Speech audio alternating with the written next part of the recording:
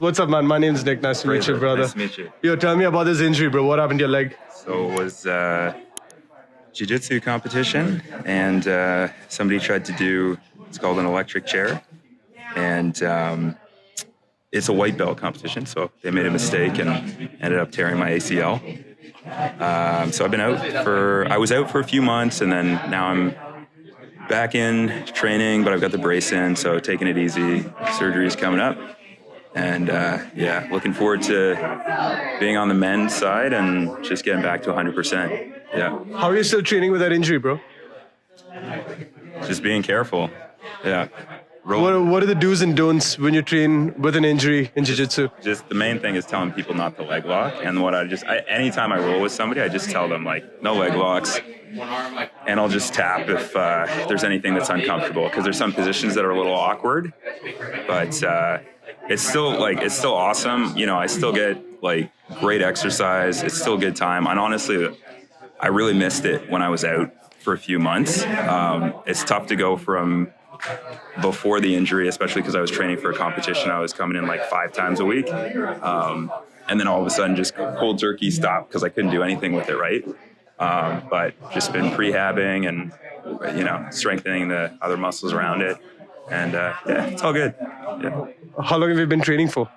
Year and a half. And you started competing already?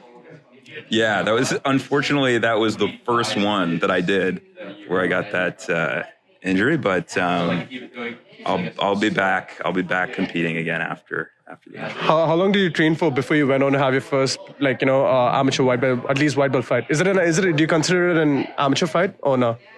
Yeah, I mean, it's against other white belts, so I would say that's an accurate characterization. About 9 months. All right, gotcha. Because that's the goal at some point, right? And trying to see if I can get into one fight. You know, my friend told me, at some point in your life, you got to get into a fight no matter what it is, just to know what your places are. Even if you lose, it doesn't fucking matter. You just get to fight one fight just to see where you're at, because that's a feeling that you don't really get otherwise, So the injury put a damper on it, but aside from that, I totally agree with that, because I found the experience to be awesome. There's such an adrenaline dump. And it's fun having your teammates and your coaches cheering you on and giving you tips throughout. So I agree with your friend. I definitely recommend it. You're going to enjoy it. I feel like if I were to, I'm sure other people, like, there's subjectivity to it, but I would say 6 months in is a good time to, anytime after that, you could try competition and just, like, have fun with it. I think just don't think too much about it and don't get injured like me. All right, we're not really going to show anyone, right? So who's the best fighter in the gym? Well, you got to go with the coach, Ian. Outside the coaches. Bullshit, that's me. Don't say Ashutosh. We got Carlos, Eduardo. I mean, to be honest, like, talk shit, bro. Come on, you got to put someone down. Otherwise, this isn't what it is. Who scares you the most when you roll with? Who's the scariest to go in with? You're like, fuck this guy. Maybe Jonathan, because he's extremely athletic and he's really talented and he goes pretty hard. So you got to be kind of on point when you're rolling with him. But he's not in the gym today. But generally speaking, honestly, like, it's not. To me, like, that's part of what makes it fun, is that it's not scary per se, because, like, people are respectful. The point is not to injure your training partners. Okay, maybe you be a little bit nervous and scared during competition, but when you're just in the gym rolling with, like, your training partners, the goal shouldn't be to hurt other people, and you don't want to get injured. I'd be pissed if somebody's causing ACL injuries, while you're just training in the gym. So you should be comfortable. You should be, like, pushing yourself, and you should be physically uncomfortable, and it should be challenging, but you shouldn't be scared. That's my opinion. Yeah, so I'm not scared. Like, these guys are all super respectful. I don't feel. I appreciate and respect the skill, but I don't feel intimidated when I'm rolling. Hey, that's awesome to hear, brother. And that's a great attitude to have, especially after an injury, bro. A lot of people get scared after an injury. A lot of people stop. Yeah. But you're back in the grind, bro. I have so much respect to just see a guy like you in the gym, especially when you tell me that you got injured in a white belt competition. Yeah. And that's also when a lot of people quit, right? A lot of people quit in the beginning when things get tough. Yeah. So when you have such a major injury, especially an ACL, bro, and you're back in the gym in the mats and rolling with people, mad respect, bro. Keep at it. That's very inspiring, brother. Appreciate it. Thanks. All right. 3, 2, 1, and Yo, what's up, man? What's your name? What's up, Nico? Yo, I can't say that word without getting cancelled, bro. What's the... Nico. Spell it. Nikko. Nico? Yeah. What's up, man, Nico? What's up, man? All right, Nico, tell me a little bit about you, man. What belt are you over here? White belt, training for almost a year now. Yeah, in this gym, 100%. And what, did you train in martial arts before? Yeah, I did karate for probably... Karate is not a real martial art, bro. Come on, don't joke. You get good flow.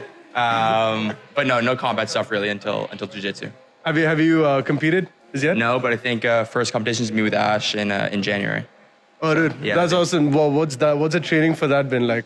I think just like trying not to stay injured. Just trying to like be here as much as I can, 5 days a week, and trying to stay healthy. I tore my ligament in my ankle a month ago. Already, like you've been training 1 year and you've already had like a first. It wasn't too bad. It was like a triangle gone wrong, but took me out for a month. So I'm just trying to like just stay healthy, stay flexible, and then like just keep good training. Like not really trying to peak at any moment in terms of weight or skill. Just good training and then staying healthy. All right, talk to me about recovery when you're in the middle of an injury like that. Because a lot of people, I was just telling Fraser this, right? Yeah. When we start out and we get injured doing something like this, our first instinct is to normally get scared and then you back out because of that. But then it takes a separate degree of balls to sort of show up after that, right? I think I was sort of going crazy without the training itself. So like I love like just being able to leave my house, having that like third place, which is like the gym for me, just to meet other people, like be social, but also it's like free cardio. Like if you're not like training, at least like sweating, getting your workout in. So like what am I doing? I'll work all day, then have the time just to like sweat, work out, like have a good cardio session with the guys. Like it was no brainer to come back. Speaking of cardio session with the guys, what do you have to say to people who think BJJ is just gay as fuck, bro? It's just men rolling. You know what? Like you need a big long hot shower after. You got to get a lot of sweat off you, but come in the mats and we'll wrestle, see what happens. And then we just watch a fuck ton of lesbian porn afterwards to like sort of offset all that male body contact, right? Okay. Shut up, my that's girlfriend. what I do. Okay, you have a girlfriend. That counts. Like when guys don't have a girlfriend, then they roll with just dudes, then it's us, right? I'll cameo my girlfriend at the gym sometimes. And then you just have to prove to people that like, no, I have a girlfriend. Like, no, this isn't gay. I'm not. No, that's the first thing, man. Like there's times where I trained with people in my gym and there was just this big man who was our coach and the dude just sat on my face and I'm like, I know I'm just getting teabagged by a I try big not to. 50-year-old and I'm just, this isn't fun. That's not cool. This isn't making me a warrior. This just, makes me someone's bitch. And then, it's a reasonable position, but not one I like to get in, either way. what have you found out about yourself? No, not about your sexuality, just about yourself from all the BJJ training, bro. What's the first year been like for you? It's I think it's finding the way that you can be a little hurt and still train. Like you don't have to be 100% every day. I think I'm just having the tenacity just to get it every day, keep training, is really makes you from like an average everyday BJJ like white belt to actually try and progress to be one of the better white belts in the gym. Is there one person in the gym who's made you a better fighter so far? Not the coaches, someone that you've trained with, one of your training partners. Who would that be? He doesn't really coach me. I know he coaches sometimes, but not me specifically. But Sam, he's one of the black belts here, but he makes it really competition focused. So he's like, if you were to actually, like, say, be in a street fight or like be like if we're on a competition, like what's the right position and like how do you make it sort of hurt the other person a bit so you can really gain control and like keep that control throughout multiple minutes or if you're striking. It's really makes it a lot more real of a sport for me. Karate or jiu-jitsu, and why? Jiu-jitsu, it's just more real. Like if it's good for karate, like your distances if something happens on the street, but real see if someone grabs you on the street or something like that, or you need to know some jiu-jitsu, and also it's a way better workout for sure. All right. I appreciate your time with me, Nico. Have a good one, brother. Take care. Thanks for doing this. MMA conversations with MMA people. Some real MMA guys. What's your name, sir? Nice to meet you, Carlos. Carlos. Nick, nice to meet you. And Carlos, I heard from these guys that you're a coach here at Toronto NoGi too. I mean, yes, of course, I'm a coach. Eduardo's a coach. Ian's a coach. So all the high-level guys, brown belts, black belts, if you get to a certain level, I mean, and many dojos talk about this. It's your kind of somewhat duty to kind of teach others. So they come out to you and ask you for advice. And so technically that makes you a coach. So in that regard, yes. How long have you been training for? 13 years, maybe 14 years. I started in 2006 or 7 when I was at York. Ian was... How old were you? I must have been 22, 23. Okay, I'm at 25, so I know we got some time. We got some time to work with. Yeah. So I'm not too late. It's like, what do they say? It's like the best time to plant a tree is either yesterday or today. Same thing with jiu-jitsu. 100%, right? Like, hey, Francis Ngannou started training boxing at 26. I think I can start training jiu-jitsu. I'm not going to fight in the UFC, but I can still piss Dana White off. That's... Yeah, and Francis is doing good too. And so was it jiu-jitsu? Was it MMA? What was the first step for you? So I used to be in a band, and that was like my profession. I was going to be like in a iTunes, traveling, touring, and my singer kept missing practice because of this jiu-jitsu thing he was doing. We all got mad at the band, and one day he's like, Carlos, you might actually really like it. So he brought me over to a school, and I don't know about your first experience, some dude like just give me a fist pump, and we rolled, and I'm like, I can go as hard as I can, and then he put me out. I almost went out, and I'm like, wait, can we do this again? Just as hard as you can. So I got super hooked, and that's how I got started. Someone introduced me to it. Yeah, that's absolutely wild. You said you were in a band, so what gets you more women? As a martial artist or as a band member? What's cooler? If you had to do it today, because trends change. You're not at school doing that back in the day. Like today, if you're in a rock band, it's not working today in the rock band. Although you're still gonna get something, but so today, jiu-jitsu. Back then, rock band.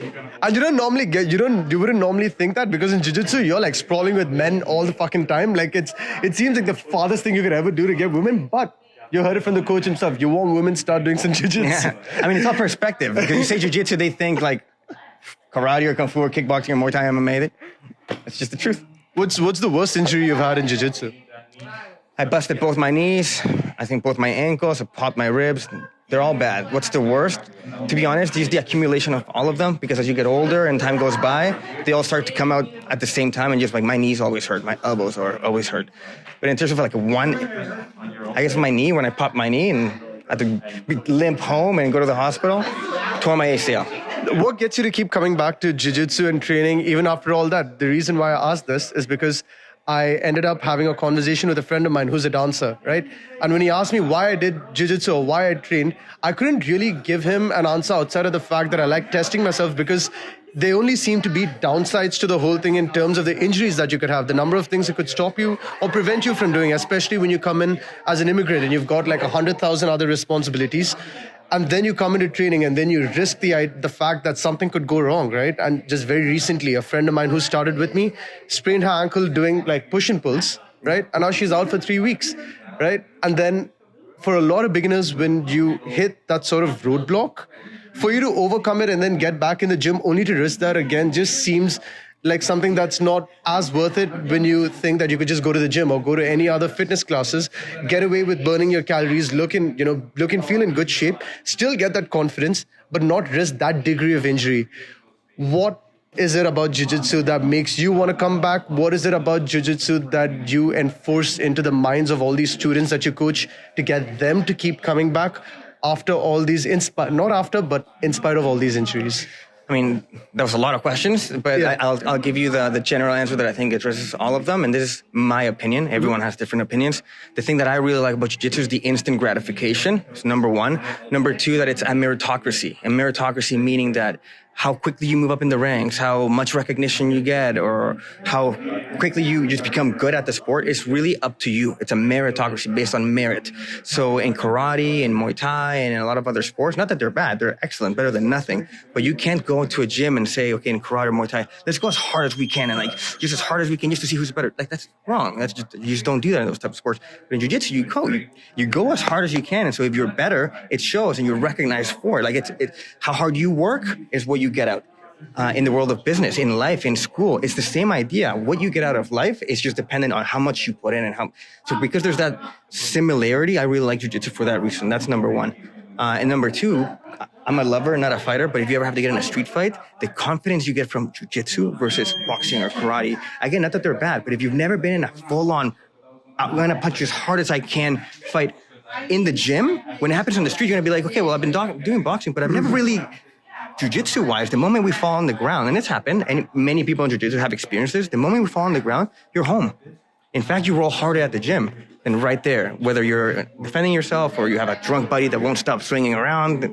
It's just so practical. So that's another reason to all the questions. And in terms of why not do something else, personally, I'm aware. I start by knowing, yes, there's injuries, because you mentioned you can get hurt, and I know there's injuries, but whether I do badminton or soccer or any other sport, it's prone to injuries. Is this one maybe more prone to injuries? Yeah. Maybe it's in a basket with hockey. Isn't it? It's in basket as football? Is it like rugby? Which one has more injuries? Like they both have a lot of injuries. So how do I think about it? Being a black belt, and just even if you're a white or blue, come and be careful. Be smart about how you roll. Ask questions. Don't do anything that you don't understand. That's what's going on. So just be smart about it. Like anything else in life, just be smart about it. How long did it take you to get your black belt? 13 years. And how long did it take you to go from your white belt to your blue belt? I think it was a year and a half. Everyone has a different journey, but I think for me it was a year and a half. 55 more weeks to go, inshallah. We say, 70 weeks to go. Just kidding. One thing about jiu-jitsu, just as a closing remark in terms of how to get better, how do you get better in jiu-jitsu really does depend on how you think about it. It's like if you come to the gym and you roll over and over and over and over and over, are you gonna get better? Yes. Anything you do over and over, you're gonna get better. But if you come to the gym and you know for a fact that you always get caught in the back, and you come and actually just think about how to escape the back or how to attack the back, whatever it is that you always get caught up on, you focus specifically on that, then you're gonna get better. And it goes back to the meritocracy thing I was telling you. It's all up to you. How deep do you think about the exercise? How deep do you think about how to get better? Some people come to class and just listen and roll, which nothing wrong with that. You wanna get better? Come to class, listen to class, roll, and then ask questions how to get out of that side control, how to get out of that headlock that I'm always getting caught up. You take that initiative like a business. It's all up to you. Your jiu-jitsu is all up to you. That's amazing, man. Thank you for all the wisdom, bro. This was such a fun chat. Really appreciate you giving me your time, Carlos. Thank you. Have a good one, brother. And we're with one of the main coaches over here, Coach Eduardo. Thanks for having me here today, man. Thanks for having me, Nick. Hey, it's a pleasure, bro. And Toronto NoGi, man. How long have you been here? It hasn't been long, and I've been training here for 2 years now. Brown belt for 2 years as well, but teaching is probably the last 2 months. How long have you been teaching for generally? Just 2 months. I started teaching 2 months ago. How different has that transition been as when you go from being a student to being a teacher? What are the added responsibilities that come with it? Oh no, it's pretty nice. It's quite a change because you normally just do it, try to understand yourself, what you're doing.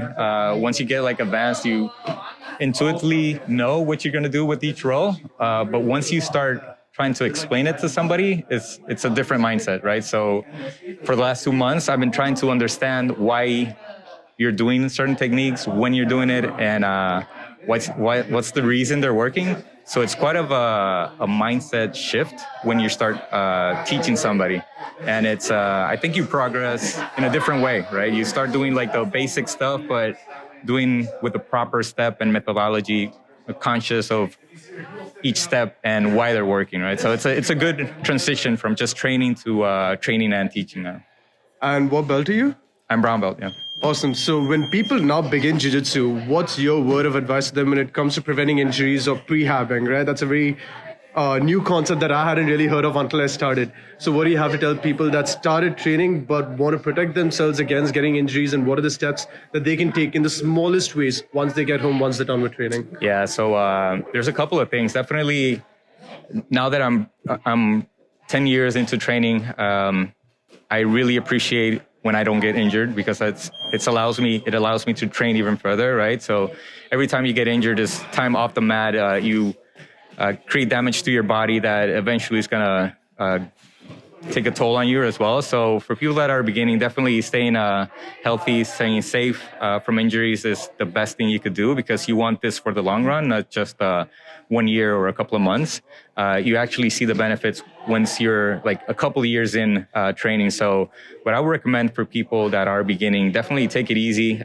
Know that there are particular parts of your body that can get injured and will take a really big toll on your body, like your knees, your elbows, and your shoulders, right? So there's a lot of leg locks now. There are some leg locks that are pretty dangerous because they don't warn you about the risk. Like when you get your arm extended, you can feel when it's overextending, right? But some heel hooks, for example, you don't feel anything until they pop. And those ligaments are really hard to recover, and you can only sometimes recover it with surgery. So first, when you're starting training, make sure you warm up. Make sure you're in a safe position. Don't spaz too much. Sometimes when you're already too tired and keep on training, you go into positions that are kind of risky. So be mindful of it, and know that, if you tap in the gym, it shouldn't be a big deal. The important thing is that you get home safe and without any injuries, right? So that's my advice. Just take it easy and know that you're going for the long run, not just a couple of months. What's the most misunderstood thing about jiu-jitsu? Well, that's a good question. A lot of people, for starters, a lot of people think there's just an overload of male physical contact, and it doesn't look cool like Muay Thai or boxing where you're punching people and, people either get hit or it makes it look like you actually are defending yourself because you're hitting another person. Jiu-Jitsu, not so much. It's a lot to do with grip. It's a lot to do with grappling. Yeah. And not very many people can really fathom what good you could do when you just go back on your back and you start cradling like a little baby, right? Yeah, so a couple of things on that. Definitely there's a lot of contact in jiu-jitsu. It's a similar contact if you do any like contact sports, right? Muay Thai, probably less, but you still hit each other. There's still going to be contact with people. I would say it's not for everybody, right? Once you're in a position where you're able to choke somebody, you probably have his back. People need to get comfortable with it, I guess, in order to progress, because if it's in a real situation, somebody is punching you and you're on the ground, you had to be comfortable training in that position in order to eventually know what to do, right? Or if you are on top of somebody and you're able to punch him, he's going to start doing things that you need to be able to adjust and defend yourself to keep position, right? So the only way that you can learn how to do that is if you actually train those positions, right? So if you overcome that, I think you will be able to progress. And if you're ever in that situation, it's not that you're going to, maybe people don't do it to train for like street fighting or anything, but if you're able to get into that situation, be it like self-defense or it's a matter of life and death, you will be trained on how to defend yourself or how to attack somebody if you get his back or how to maintain a top position of control, right? So I think it's definitely not for everybody. Not everybody feels comfortable with it, but if you're able to overcome that,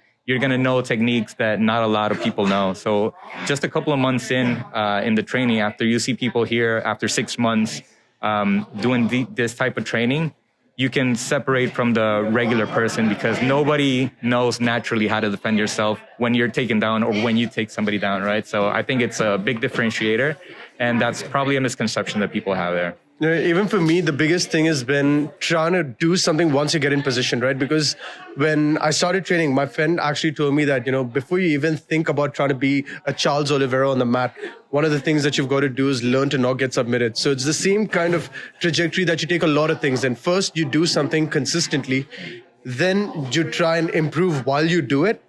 And then you look at becoming a master, whether you try to monetize it, whether you try to do a lot more things, whether it's with business or whether it's with content or whether it's with jiu-jitsu, it's kind of the same thing, right? So like, would you say that step one is try to get comfortable with maneuvering around all these different positions to try and not get stuck in a submission? Then step number two would be try and figure out what you can do when you're in a position of power.